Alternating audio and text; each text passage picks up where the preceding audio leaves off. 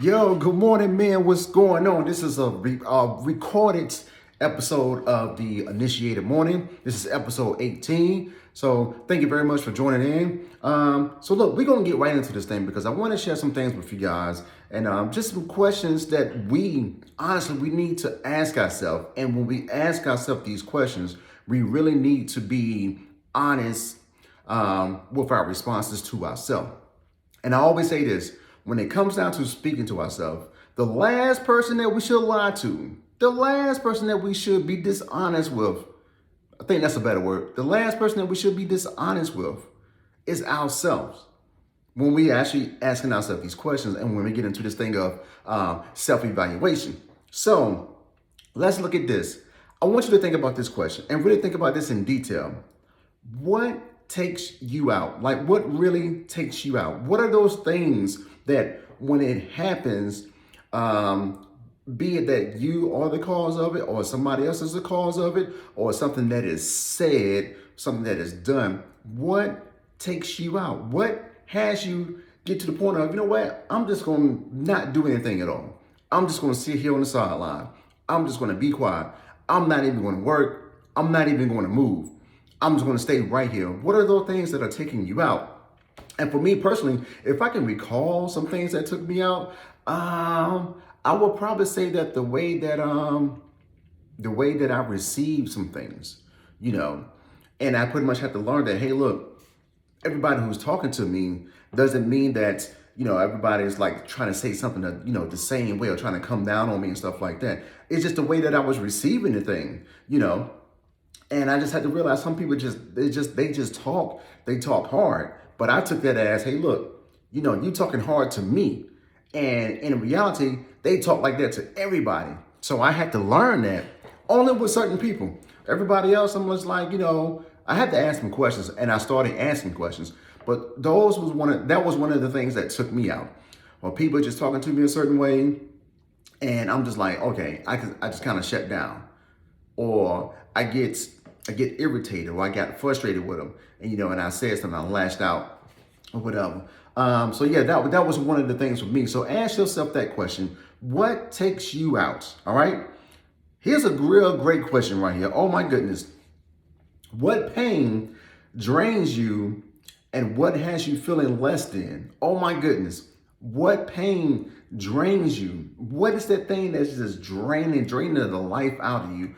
Draining the joy out of you, draining the happiness out of you. What is that pain that's truly and just truly just draining you? Like, what is it? And that's the question that you really have to sit there and you have to think about. What's really draining me? And then also, what has you feeling less than? What has you feeling less than? Is it a person that has you feeling less than? Is it you? When you're looking at yourself and you're looking at your surroundings and you're looking at everything that's going on in your life, is it you that has you feeling less than? Is it a situation that has you feeling less than? And it's important that we identify these things because if we don't, then we can't move on these things. We can't work on these things. And we have to be able to work on these things. So what pain drains you? And what has you feeling less than? Oh my goodness. This is really hitting me because I'm like, this is so powerful. This is so powerful. It's like, yo, we really have to think about this. What pain drains me? Let me sit here and think. And I wish I had like the Jeopardy, song playing in the background and just really think about it. Let me really just think about this and truly be honest and think about this. And what has you feeling less than? Now, here's the thing. You may not be able to verbalize it the way that you feel it on the inside, but just say it how it comes out. All right. Write it down on paper or either grab your phone and just record yourself. Whatever it is, I want you to be able to get that out. I want you to be able to get that down. I want you to be able to get that recorded, however that you see fit, and then go back and listen to it, read it out loud. And then we start to work on that thing. Hey, look, I need to work on this. I need to work on this. But you'll know and you can identify those things. All right. Oh my goodness, this question right here, y'all. This is a great question. Check this out. What keeps you from investing in yourself? What keeps you from investing in yourself? I wish I was just, in a building, in a conference room just full of men and just like, yo, what is keeping you from investing in yourself? What is that thing? Let's talk about this. Let's talk about this thing that's keeping you from investing in yourself.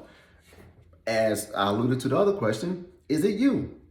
Are you keeping yourself from investing in you? Is it money? Is it time?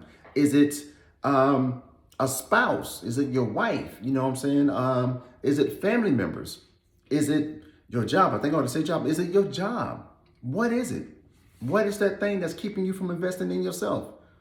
Is it your mindset? Is it your past experiences to the point of, hey, I tried that before and it didn't work, so I'm not going to try that again. I'm not going to do that again. Really think about that. Really think about it, because I think investing in yourself is very vital. It's vital to your growth. It's vital to your maturity. It's vital to your mindset. And a lot of people don't even really get to the point of, thinking about, oh yeah, self-development, personal development. I truly believe in that, because here's the thing. Sometimes you have to take the initiative outside of being in groups and on webinars and stuff like that, and seminars, to really pour into yourself. And a lot of times it's like we get to a point like, hey, you grab a book and then it's like, okay, I'm gonna read this book, and then we put so much pressure on ourselves to read this book that's gonna help us out that we just put the book down, we don't read it. But no, even if say, hey, look, I'm gonna read 5 pages. If I can just commit to 5 pages a day, that's getting me somewhere. If I can just commit to 10 minutes being on this phone call, or 10 minutes in prayer, or 10 minutes learning something new. If I do that for 5 days straight, that's 50 minutes of knowledge I just gained to better myself. That's 25 pages of material that I read to better myself. And we not putting a strain on us like, you know what? I'm having issues trying to read this whole book. Like, no, it's only 5 pages. But here's the thing. When we step back and look at the bigger picture, we say we are investing in ourselves. And that's the thing. We have to get to that point. We truly have to invest in ourselves. As men, we have to be a part of groups. Get on prayer calls. Get on calls that's going to help you. If it's for your business, if it's just for personal growth, get on these calls. Get in these groups. Get on these what's the group that I'm looking for? The little app. I can't even think of it right now. Oh, Clubhouse. Get on Clubhouse. There's so many groups on Clubhouse that you can actually just show up and just actually be in a room and listen to what's going on, and listen to things that's going to help you out, getting resources, getting tools, tips, all of that stuff that's going to help you out. So yeah, we got to think about this. What takes you out? What pain drains you? And what has you feeling less than? I apologize about the noise, y'all. They're still doing construction in my neighborhood. What takes you out? What pain drains you? What has you feeling less than? And what's keeping you from investing in yourself? That's the thing. That's the thing. So, and here's another question, and I'm gonna end it with this. How long will you suffer feeling something important is missing in your life before you act on it? I'm gonna read that again. How long will you suffer feeling something important is missing in your life before you act? How long are you going to wait?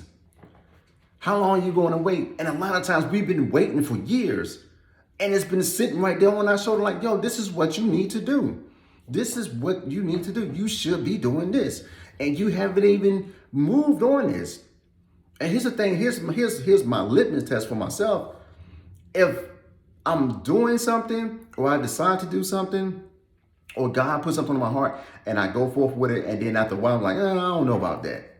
But if it continues to keep coming back, then I'm like, okay, Mike, this is something that you really should be into. This is something that you really need to give more attention to. This is what you need to do. So yeah, so are you going to sit here and wait for the opportunity. You praying about these things. I'm praying for a better job. I'm praying for more finances. I'm praying for a better relationship. I'm praying to be better myself. But the word says that faith without works is dead. And we just can't sit here and be on this whole wish factor. I'm wishing, because that's what we do. We're not praying, we actually wishing, but we put it in the context of prayer. So we got to get off this wish factor to the point, you know what? I can't wish these things no more. Now I have to will these things. I done prayed about it. And then I got to go out and I got to work on these things.